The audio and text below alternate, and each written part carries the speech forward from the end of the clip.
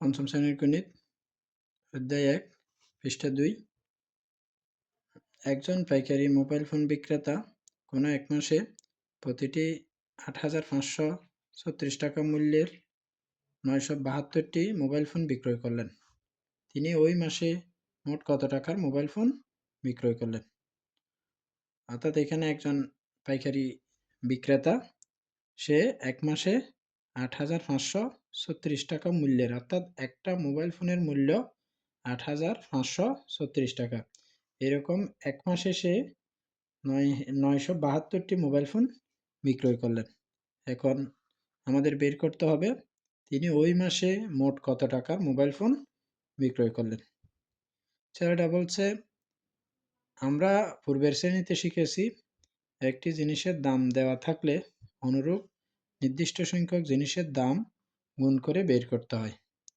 তাহলে আমাদের কি কাজ করলে এই আনসারটি বের হবে সেটি চিন্তা করতে হবে।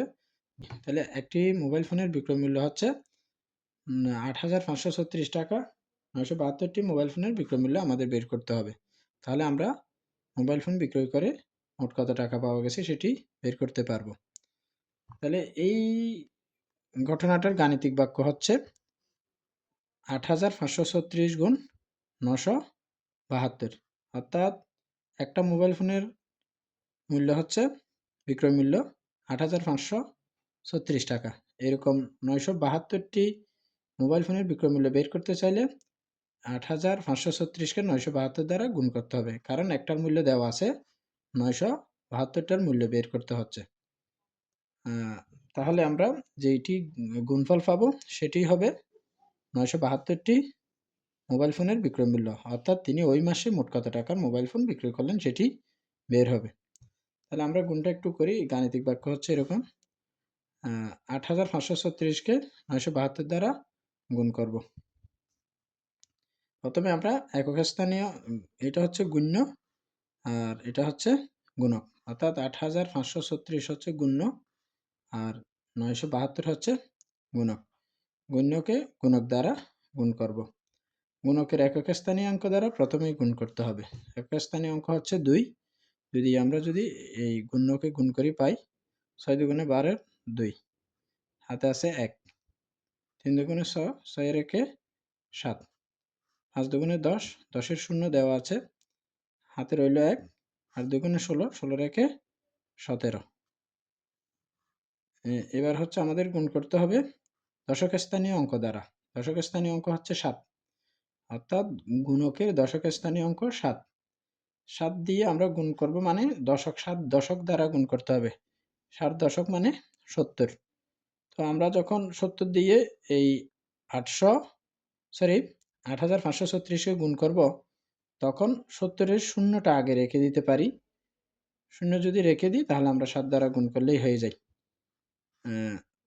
৬ ৭ ৪২-এর ২, হাতে ৪, ৩ ৭ ২১, ২১-এর ৪-এ ২৫, ২৫-এর ৫, হাতে রইল ২, ৫ ৭ ৩৫, ৩৫-এর ২-এ ৩৭, ৩৭-এর ৭, হাতে ৩,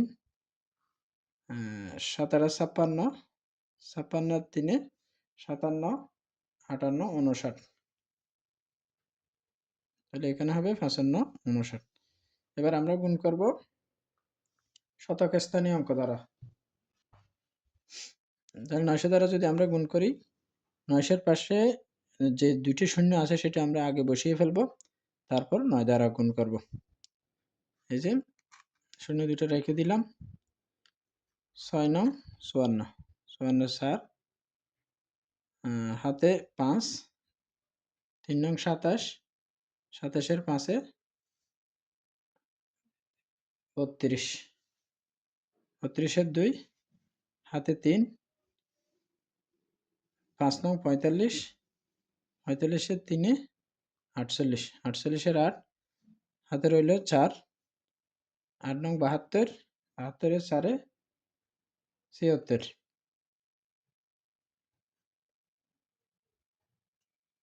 এবার করব আমরা সবগুলোর গুণফল যদি আমরা যোগ করি তাহলে আমরা ৮,৫৩৬কে ৯৭২ দ্বারা গুণ করলে যে ফলাফল সেটি পেয়ে যাব।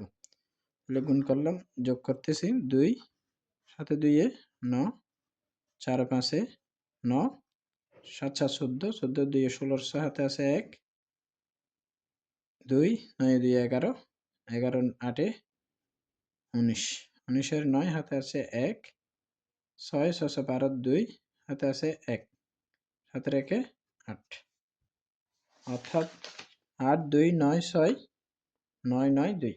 তার মানে হচ্ছে একক দশক শতক একক দশক শতক হাজার অযুত লক্ষ নিযুত, তার মানে 82,96,992 এই অঙ্কের গুণফল। তাহলে তিনি মোট কত টাকার মোবাইল ফোন বিক্রয় করলেন? তিনি 82,96,992 টাকার মোবাইল ফোন বিক্রয় করলেন। তাহলে আমরা খুব ইজিলি এটি বের করতে পেরেছি। আমি আবার বলছি, একজন পাইকারি মোবাইল ফোন বিক্রেতা কোনো এক মাসে প্রতিটি 8,536 টাকা মূল্যের 972টি মোবাইল ফোন বিক্রয় করলেন। তিনি ওই মাসে মোট কত টাকার মোবাইল ফোন বিক্রয় করলেন? সেই প্রশ্নের উত্তর আমাদের বের করতে হবে। তাহলে এক মাসে একটি মোবাইল ফোনের বিক্রয় মূল্য যেহেতু 8,536 টাকা, তাহলে 972টি মোবাইল ফোনের বিক্রয় মূল্য আমরা কিভাবে বের করতে পারি? সবসময় মনে রাখতে হবে, একটির দাম দেওয়া থাকলে বেশির দাম বের করতে হলে আমাদের অবশ্যই গুণ করতে হবে। তাহলে এই দুইটার গুণফল হচ্ছে এখানেই বসবে। আসলে এখানে হচ্ছে, এটা হচ্ছে গাণিতিক বাক্য, 8,536 গুণ 972 ইকুয়াল টু খালি ঘর। এটি হচ্ছে আসলে একটা গাণিতিক বাক্য। এই গাণিতিক বাক্য আমরা যখন 8,536কে 972 দ্বারা গুণ করবো, একটা গুণফল পেয়ে যাব। এই গুণফলটা হচ্ছে 82,96,992, অর্থাৎ এত টাকার সে মোবাইল ফোন বিক্রয় করলো এক মাসে। এখন উপরের প্রক্রিয়া অনুসরণ করে 4,765কে 2,354 দিয়ে উপরে নিচে গুণ করি। এখানে অলরেডি গুণটা করা আছে, তারপরে আমরা একটু করে দেখাচ্ছি। 4 5 এ 20 শূন্য, হাতে 2। যেহেতু এটি গুণটি করা আছে, আমি আর করে দেখাচ্ছি না। এখানে কত দ্বারা গুণ করা হয়েছে সেটা আমি লিখে দিচ্ছি। প্রথমে আমাদের এই অঙ্কের গুণ্য হচ্ছে 4,765, গুণক হচ্ছে 2,354। তাহলে এখানে প্রথমে গুণ করতে হবে 4,765কে 4 দ্বারা। তারপরে গুণকের একক স্থানীয় অঙ্ক হচ্ছে 4। এবার দশক স্থানীয় অঙ্ক দ্বারা গুণ করতে হবে গুণকের। গুণ্য হচ্ছে এটা 4,765, সেটাকে গুণকের দশক স্থানীয় অঙ্কে 5, 5 দশক মানে 50, অর্থাৎ 50 দ্বারা এটাকে গুণ করতে হবে। 4,765কে 50 দ্বারা। এখন আমরা যখন 50 দ্বারা গুণ করব, তাহলে আমাদের আগে শূন্যটা আমরা বসিয়ে ফেলবো, তারপর 5 দ্বারা গুণ করলে আমরা গুণফলটা পেয়ে যাব। এবার গুণ করতে হবে 4,765কে গুণকের একক দশক শতক স্থানীয় অঙ্ক দ্বারা। শতক স্থানীয় অঙ্ক হচ্ছে 3, তার মানে 3 শতক। 3 শতক মানে হচ্ছে 300, অর্থাৎ 300 দ্বারাই গুণ করতে হবে। আমরা এমনি মনে করি এমনি শূন্য কতগুলো এমনিতেই বসিয়ে দিলাম, এরকম না, বুঝে বসাতে হবে।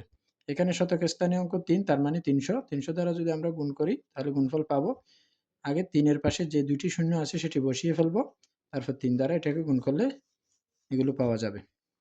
তারপর গুণ করতে হবে গুণকের একক দশক শতক হাজার, হাজার স্থানীয় অঙ্ক দ্বারা। তাহলে 4 7 5 6, এখানে কত আছে? একক দশক শতক হাজার, হাজার মানে 2000, তার মানে 2000 দ্বারাই গুণ করতে হবে। হাজারে কয়টি শূন্য আছে? 2000-এ 3টি। প্রথমে আমরা 3টি শূন্য বসিয়ে ফেলবো, তারপর 2 দ্বারা গুণ্যকে গুণ করব। এবার সবগুলোর গুণফল যখন আমরা যোগ করব, তাহলে পুরো অঙ্কের গুণফল পেয়ে যাব। এই যে 0 6 5 11-এর 1, হাতে আছে 1, 3 5 3 8, 3 নং 27, 1 কম আছে যেহেতু 26, 26-এর 6, হাতে 2, এখানে 2 3 2 1 3, 2 1 3 3 3 6, 6 2 8, 8 3 11-এর 1, হাতে আছে 1, তাহলে এটা হচ্ছে 3, 4 3 7, 7 5 12 2, হাতে 1, 2 9 2 11।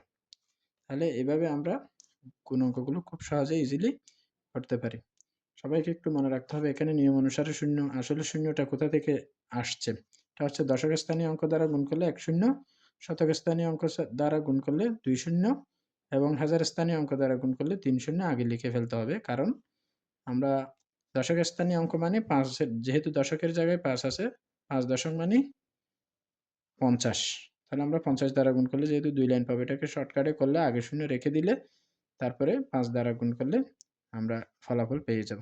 এভাবে খুব সহজে ইজিলি এই অঙ্কগুলোর সমাধান করা যায়। সবাইকে ধন্যবাদ।